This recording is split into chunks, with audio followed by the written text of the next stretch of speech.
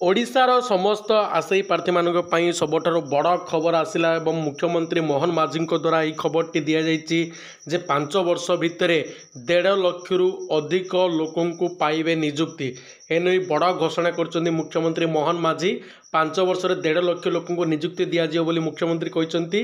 अग्नियोद्धा निजुक्ति समारोह में आज मुख्यमंत्री जोग देता बेले यही घोषणा कर तेरे देखिए जदि मुख्यमंत्री कहते कौन 5 वर्ष 1.5 लाख निजुक्ति सृष्टि करने लक्ष्य रखीचु। आज 941 अग्नियोद्धा को निजुक्ति दे प्रतिश्रुति पालन करूँ। निकट में 16,009 जन प्राथमिक शिक्षक निजुक्ति देइथिलु। खूब शीघ्र 2,000 रु ऊर्ध्व गृहरक्षी को निजुक्ति प्रदान करा जिवो।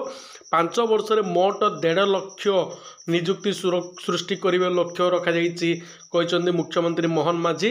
चाकरी खोजुवा व्यक्ति एक प्रकार आश्वस्तिकर खबर अटे।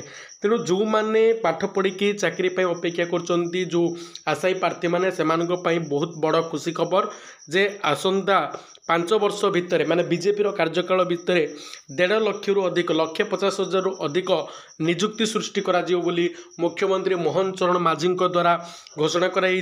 किंतु या केते दूर सत हो पारिबो बा कार्यकारी हो पारिबो ता नहीं कौन होइछि संदेह जारी रही। कारण ओडिशा रे वैकेंसी बाहरुची सत कथा किंतु वैकेंसी बाहरला परे तार जो जटिलता कि पोस्टपोन कर दिया कि रिजल्ट ठीक समय बाहरनी कि रिजल्ट ठीक समय बाहर कौन भूल रिजल्ट प्रकाश पाँच जो पिला माने पाइबा योग्य से न पाई जो मैंने पाइबा योग्य ना से पिला माने पाउछ।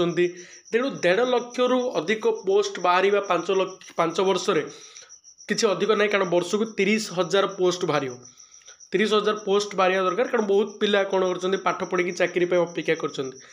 तेणु देखा जाऊ केते दूर कार्यकारी कर सरकार किंतु ए नहीं जो खबर आसी गोटे बड़ खबर जो समस्त गोटे खुशी खबर।